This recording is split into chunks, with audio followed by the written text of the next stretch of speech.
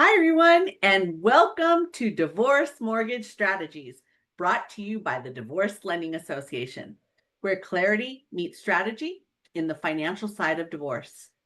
I'm Amy Valdivia, and I'm honored to be your host today. Whether you're a family law professional, a financial expert, or someone navigating the complexities of divorce yourself, this podcast is your go-to resource for trusted insight into how real property and mortgage financing intersect with divorce outcomes. We don't just talk about houses, we talk about strategic solutions that protect futures. Let's dive in, because today I have someone who's in the forefront of exactly what we do truly from the real estate perspective. I'm here today with Mr. Steve Enchin from Clear Path Divorce Advisors. Hey, Hello. Steve, how are you? I'm great. How are you? I'm doing fantastic. Thank you so very much for being here with us. My pleasure.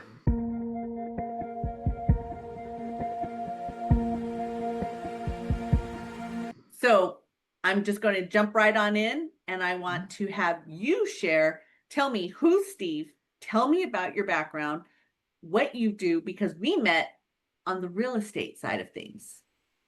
Yes. So, like so many folks that I've met in real estate and lending and finance, I spent quite a bit of time in the corporate world. So, about 20 years managing projects and products and technology. And I actually come from a real estate family, but I never considered that it would be a job or a career for me. I was interested in it Right. and I did it. I did home flips and renovations. I helped friends and family buy homes for many years, but I just didn't see it as a career. After many years in the corporate world and too many mergers and acquisitions and transfers and uncertainty and things like that, I decided it was time for a change. And I went ahead, as I knew my employer at the time was going to be acquired and there was going to be a big layoff. Right. So I prepared in advance. I went ahead and got my California realtor's license or real estate license and started practicing. And then when that phone rang from HR, as it eventually did, I was, it was the easiest layoff phone call I ever had. It's just like, thanks, send me the severance information, and I got to go. I got a showing. So that was it. So I practiced real estate for a number of years, and I was a member of a team, and the team leader had done divorce real estate in the past. And she told me all kinds of terrible stories on her experience, the different experiences that she had with divorcing couples and the hostility and the stress. She eventually just burned out of it. She just couldn't do it. And I thought, well, Right. there has to be a better way. So Right. I started to do research and I discovered a certification because I believe that anyone in real estate or finance or lending who touches divorce and family law needs to get trained and needs to get certified. Why? Well, because there are so many potential gotchas and so many mistakes that can be made without realizing that you're making a mistake and creating problems for not only the real estate transaction itself, but your clients. So making sure that you're properly trained, not just in the mechanics of dealing with a real estate transaction that's part of a divorce, understanding the lingo, understanding what's going on, but also understanding how to manage folks that are in transition and potentially not doing so well. You're talking about something so important that I deal with on a regular basis as people are calling into the association.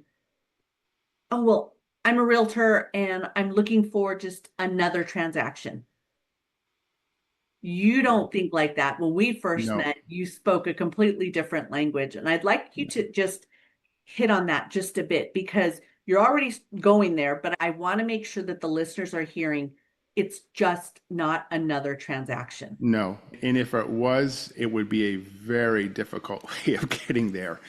No, it's not another transaction. Getting into divorce real estate, just like probate or any of some of these subspecialties, the reason you get into a subspecialty is because you want to help people. You want to make not just a transaction, but help people through a transition, help people through a difficult time, and really demonstrate that you have value for their particular situation. And it isn't just another transaction, it's just a way of demonstrating that you're a professional and that you know what you're doing and that you have a specialized background and you are there to lend your expertise in helping people through a difficult transition, basically. And you hit the nail on the head once again. It is a difficult transition, and Yeah. specialized etiquette, specialized abilities to navigate that part Yeah. are necessary. Absolutely. Because a general real estate agent who gets all excited about, oh, I'm going to get all kinds of referrals from the family law. No, you're not. First of all, that's not going to happen. Second of all, if you do get involved with divorce transactions, there are so many things that you need to understand. Is it a litigated divorce? Is there a marital settlement already agreed to? When was the divorce filed? What's happening with the case? Is there a restraining order on the property? Who needs to sign what document? And I see so many real estate agents getting really excited about the prospect of doing divorce real estate because they see sort of like inflation proof or economy proof transactions. And that's number one, not necessarily true. And number two, the wrong reason. And you can Right. end up creating so much harm for other people. A perfect example of this, and I've had this argument with real estate agents in various professional groups where they think that you should skim the court records and start cold calling Oh, divorce wow. filers. And not only is that really a sad and sleazy thing to do, but you can actually cause real harm to someone because somebody could have filed for divorce and not yet served the other spouse because Yeah. there could be issues of domestic violence, coercion, threats, the potential for children to be taken, the potential for funds and assets to be taken or hidden. So it's super important that you understand what the rules are and you play by the rules. And that's why the certification is so important. But going back to my team member who had struggled through a number of years with divorce real estate, did very well with it, but just burned out. And when I said, well, there has to be a better way, there are a couple different certifications available, but I chose the path that was the real estate collaboration specialist in divorce because the goal is to work with divorcing couples on the home to reduce the incidence and severity of conflict.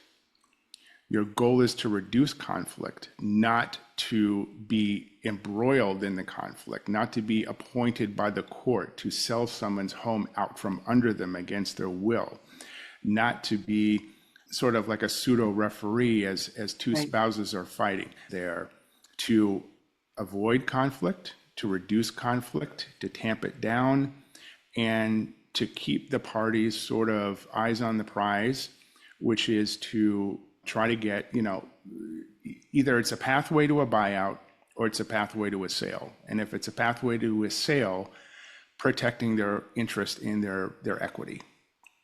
And if it's Now, a pathway to a buyout, sometimes I've heard from agents, well, why would I even want to help with that? Because that means that I don't get a deal.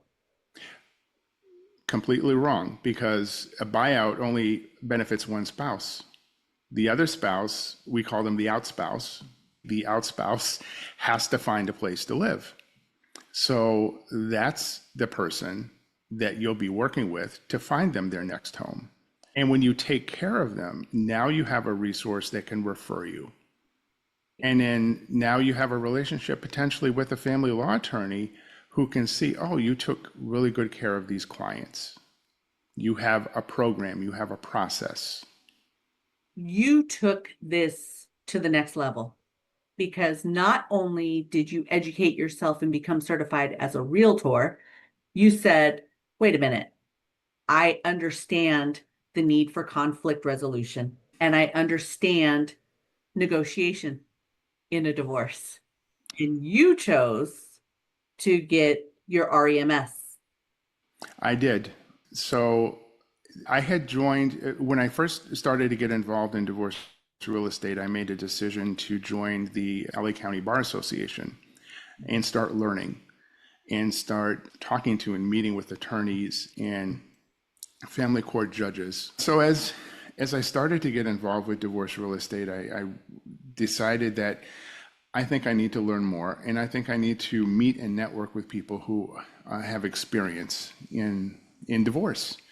So I joined the County Bar Association and the family law section and started to go to social events and started to meet with attorneys and meet with judges and read the messages in the online listserv so I could understand some of the challenges that are going on out there. So as I guess you could say, got more deeply involved or deeply embedded in the business of family law, when the opportunity for the REMS popped up, I was very curious. So I wanted to learn more and understand what this could mean. But wait a minute, before we move forward, tell the world, what does REMS stand for? Real estate mediation specialist, something that does not exist anywhere else and is completely different than the two recognized designations. It's a completely different approach to divorce real estate. And it's actually... Let me clarify. Sorry, I'm interrupting you. I want to make sure that our listeners hear this. There's two recognized designations for realtors to get certified for divorce. Right. We yes. know that nationwide, that's it. Then there's this additional piece that is not one of those real estate designation. This is specifically to mediation when it comes to the real estate in the divorce. Yes, a completely different approach because it is not a real estate class. It's a mediation class. So it's a 40-hour class that meets the state requirements for you to become an actual mediator and to learn the skills of mediation. It is a first step. It doesn't mean that you take the class and then, a light bulb goes off and now you're a great mediator. Right. So it's an opportunity for you to do what you want to do with the skills. The skills that you learn in mediation not only help you with divorce real estate, they help you with any kind of real estate, because every real estate transaction is a form of mediation. It is a mediated settlement. Each side is expected to give up something in order to achieve something else and to eventually rebalance their needs, wants, and expectations until they get to a point where they're okay, that they can accept the deal. So every time you do a real estate transaction, in effect, you've already been mediating. You just didn't know it, but you didn't have the skills to do a mediation. So just getting the REMS by itself will help you be a better real estate agent, because now you're better at handling conflict between buyers and sellers, which, if real estate agents who are watching this are probably giggling, because they know that virtually every transaction will have some form of conflict between buyers and sellers. It just comes as a package. So the REMS is sort of like a first step to level up your real estate business and make you a better, more knowledgeable professional. And I have to say that thank you, Steve, because that was an amazing explanation from your perspective. Coming from the DLA's perspective, of course, we love the product that we can support people with. But from someone in your shoes, it means so much to hear you speak the way you are. And I'll remind everybody that, yes, this training gives you the basis. Of course, every state has their specific requirements. So they may expect you to get some additional training or additional licensing or what have you. But yes, this does meet the minimum standards to get started, if that's the path that you want to take. So definitely the 40 hours will cover mediation from a divorce and family law perspective, but focused on the marital home. So it doesn't focus on child support, it doesn't focus on visitation and valuing a business and those types of things. If you do want to get involved in mediation, you do have to take additional training in other areas. But if you just want to be a better real estate agent or a better divorce real estate agent or a better agent capable of handling divorces in a better way, in a more professional way, in a more competent way, then the REMS is a essential tool that you should have. Tell me what the experience was like going through the class.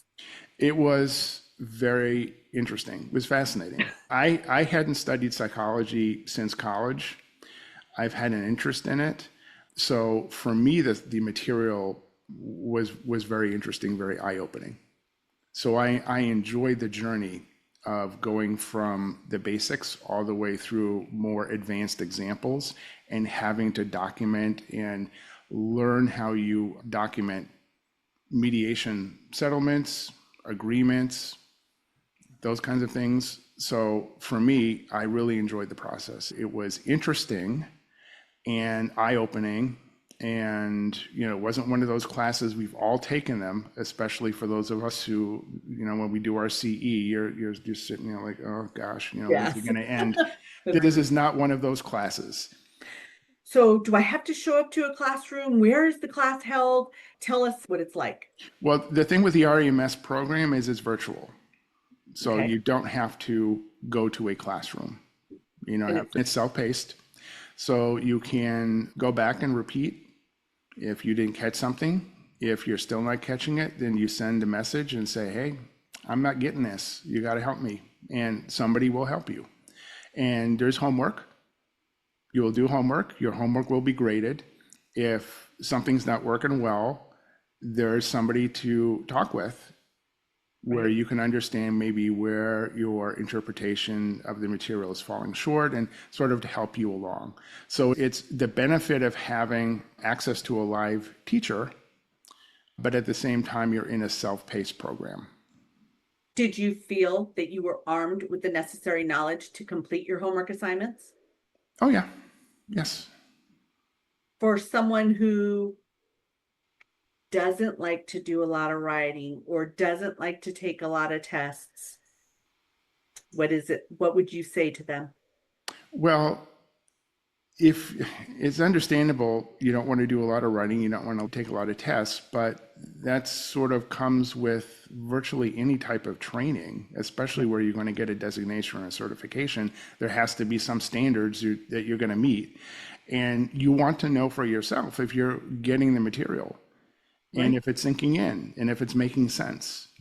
Because the most important thing that everyone needs to understand is you are affecting people's lives when you're doing divorce real estate. Huge effect.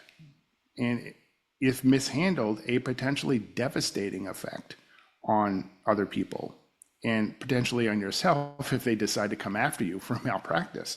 So you really have to understand what you're doing. And this is why doing the training, there are people who have the two other designations and have gotten the REMS. And there are people who have done the REMS and gotten one or the other one. So there's no limit.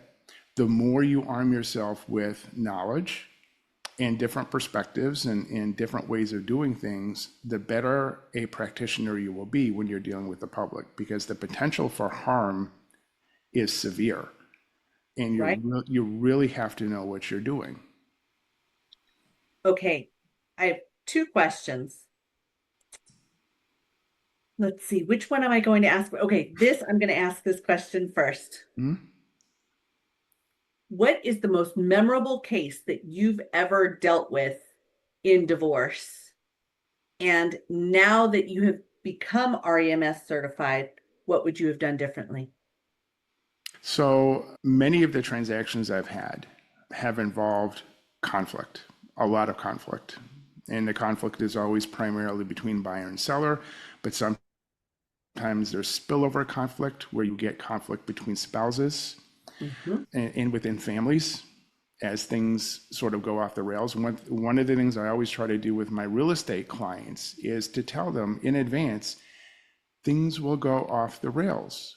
One of the things that I do with all of my real estate clients is I tell them in advance, things will go off the rails. This is not going to be a smooth process. I don't want you sitting there This is not Bravo TV. I don't want you sitting there thinking that, this is easy. I signed some documents and we're good.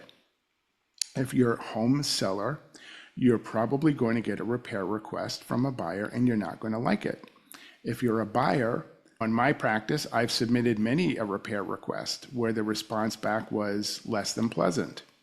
So managing conflict and making sure that both parties, including the party that you represent, and I have an extra thought that I'm going to bring in here in a Yeah, second, which is really important, but please. including the party that you represent, you have to be able to manage conflict, expectations, emotions. So the mediation training really helps you in that respect.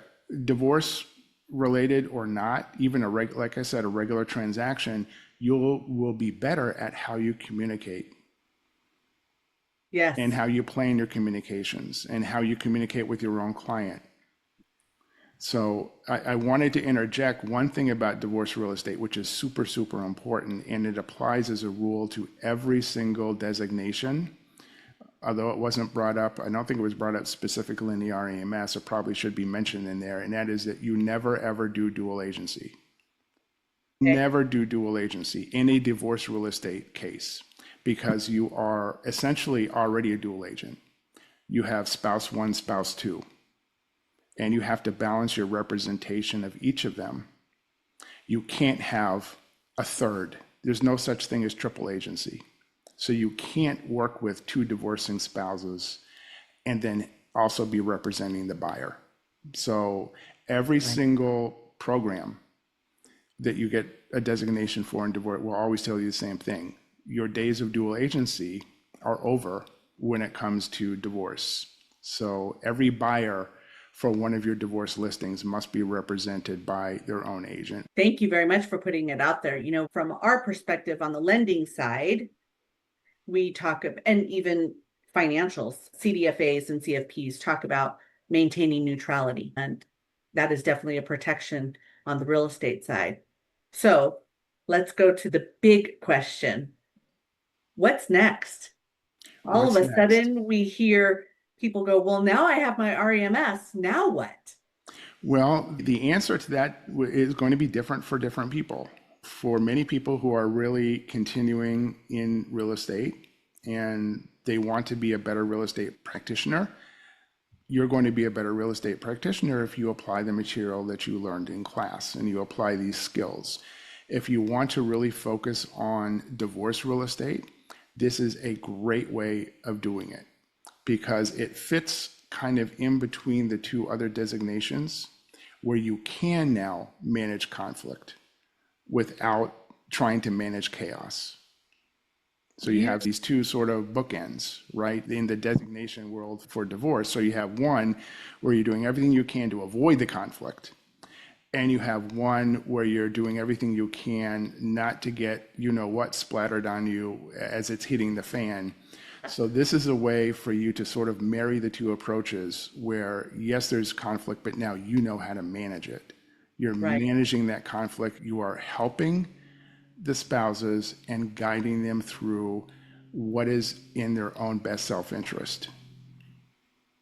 You're the poster child, however, who has taken this even further and applied it to your business. Tell me how it's changed your business.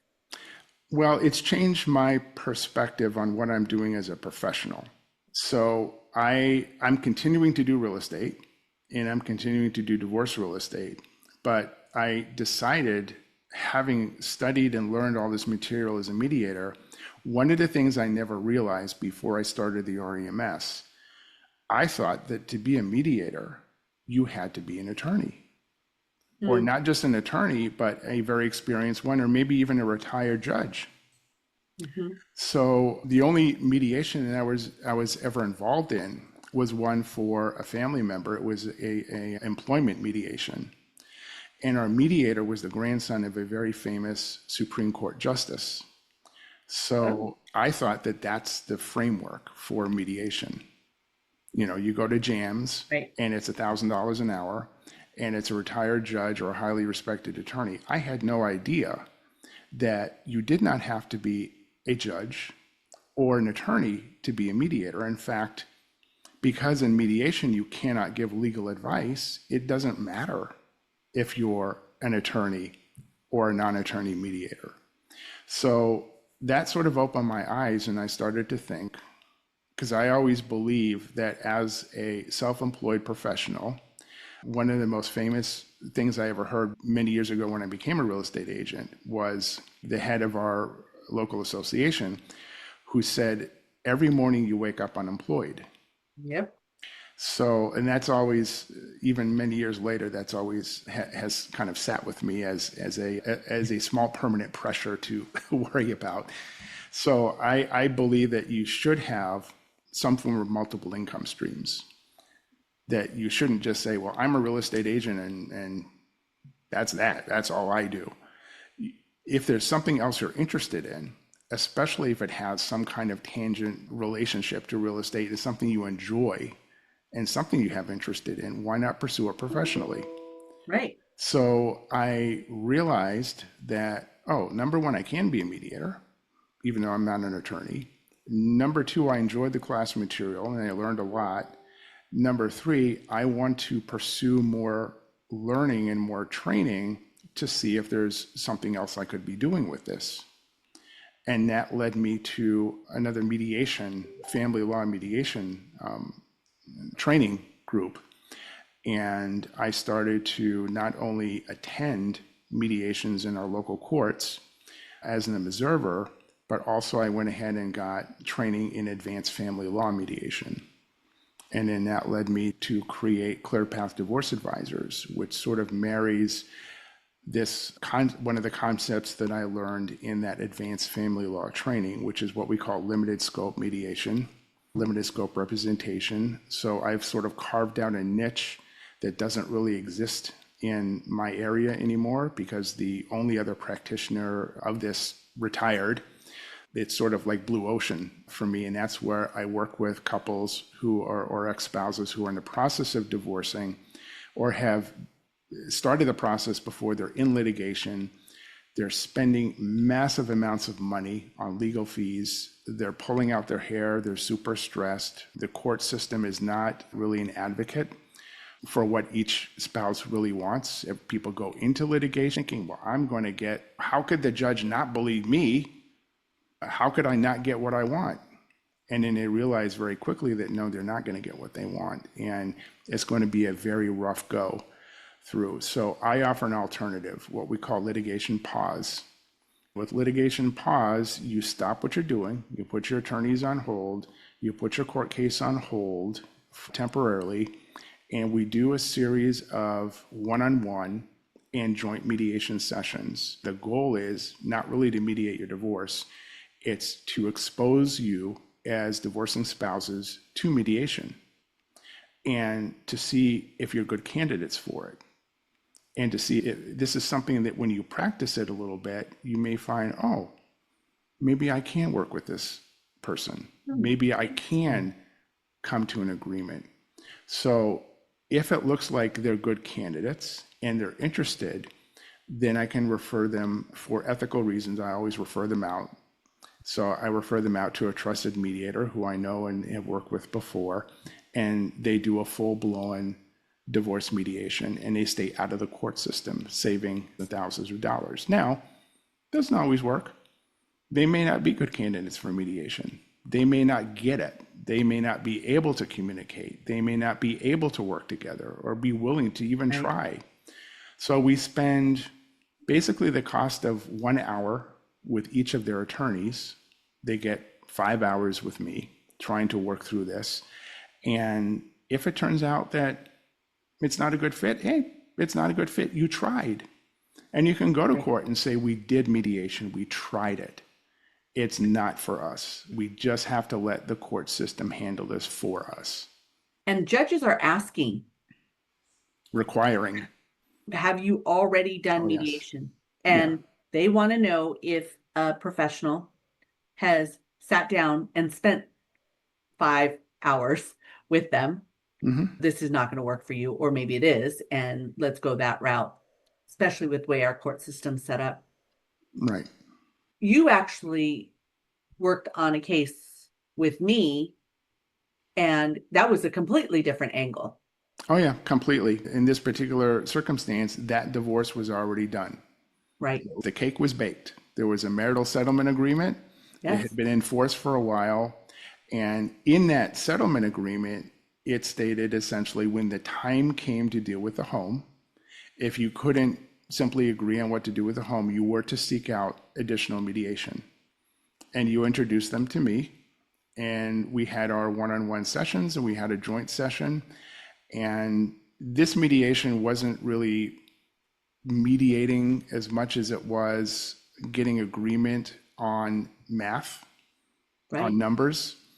But it was a great learning experience and a great experience working with these folks and helping them, introducing them, for example, to another professional who was able to completely redo their perspective on taxes. They were thinking, oh, no, taxes, there's going to be a six-figure hit on those, only to find out that it was going to be a low five-figure hit, and completely change their perspective on how much they thought they'd have to pay on taxes. So going through Nice. this process and making sure that they had accurate numbers that they could rely on, that they eventually agreed to. And now their situation will resolve, as we agreed.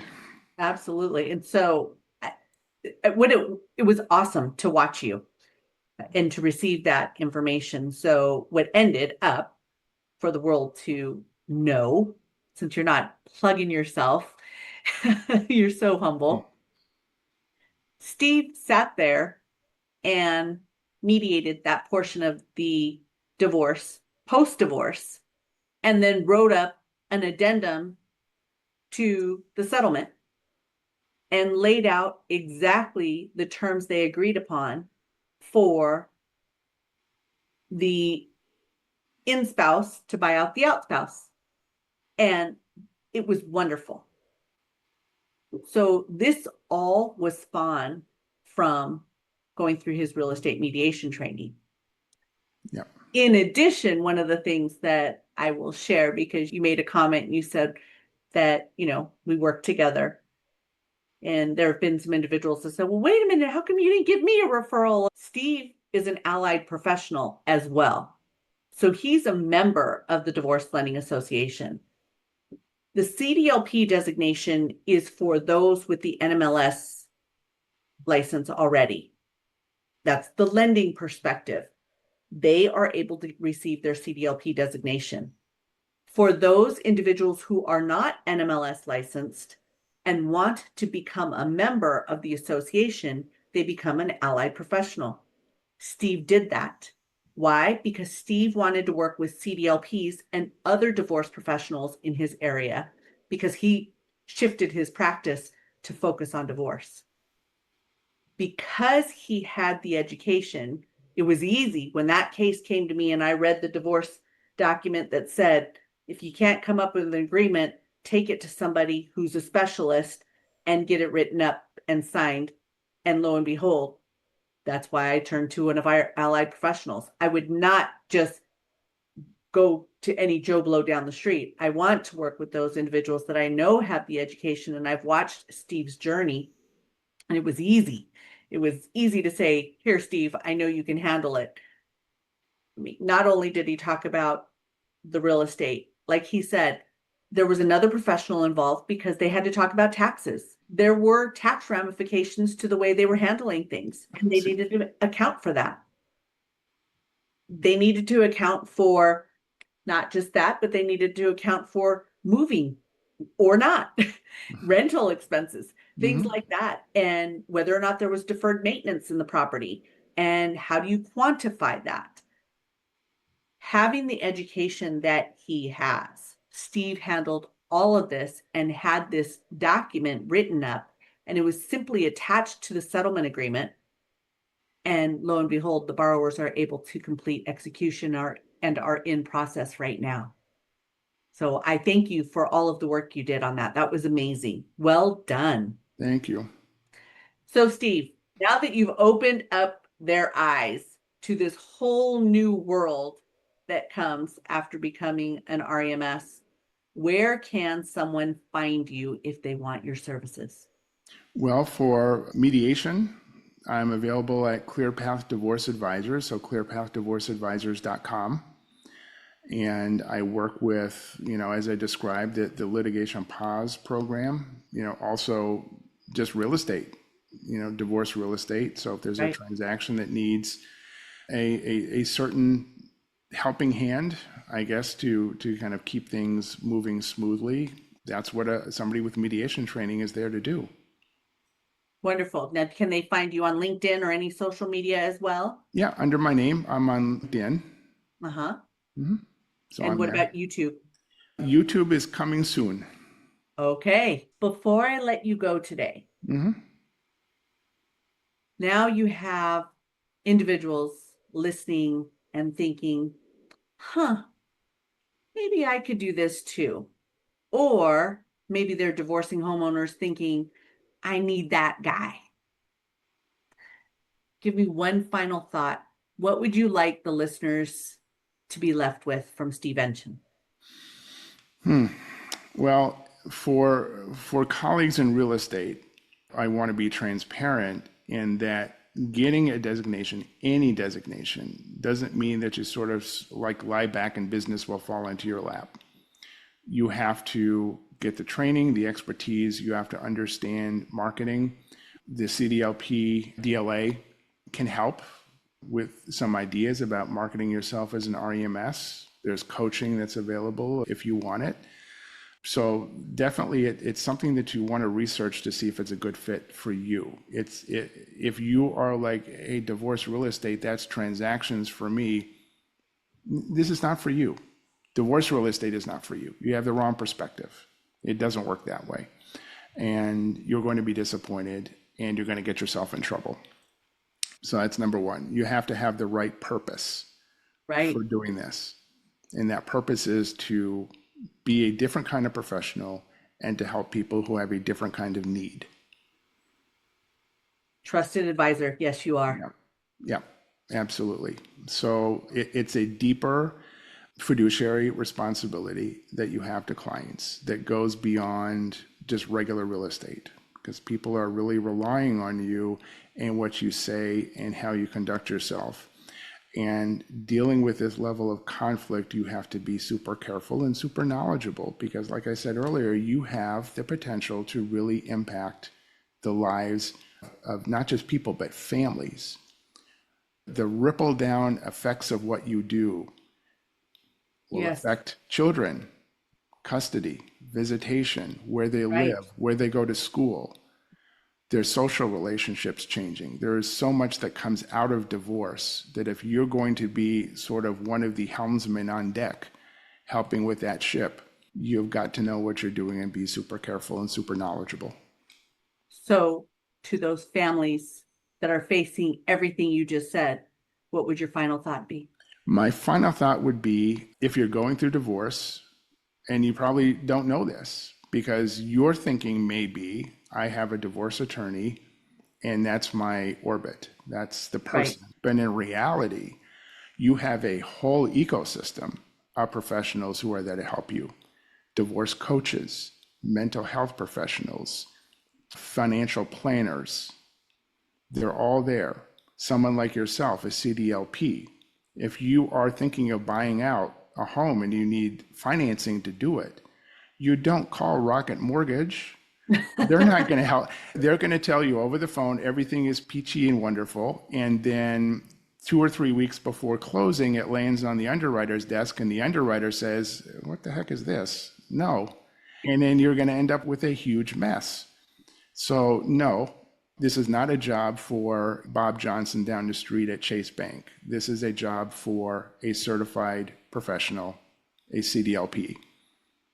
And we have everyone in our arsenal to help you, ladies and Yes. gentlemen, Yeah. especially when we have an REMS like Steve Enchin. Do you see why we're so excited about our podcast today? Because what he brings to the table, like I said earlier, he's the poster child for this. This is exactly what REMS can do for a divorcing homeowner and the support given to individual or individuals is much more than ever imagined. And it's not just, okay, it's me and the attorney and 40, 50, 60, 70, $100,000 later. It's not, it could be so much better and Yes. cost a whole lot less. And Yeah. you do have a trusted advisor right here in your arsenal. Right. Well, Steve, thank you so very much. I truly appreciate your time today. Thank you for joining us on Divorce Mortgage Strategies, powered by the Divorce Lending Association. So, to everybody in the audience, if today's conversation brought you some clarity, insight, inspiration, or need a little more information, you know where to go. We encourage you to subscribe and to share this episode with others in your circle. Thank you so much for being with us today. Bye-bye.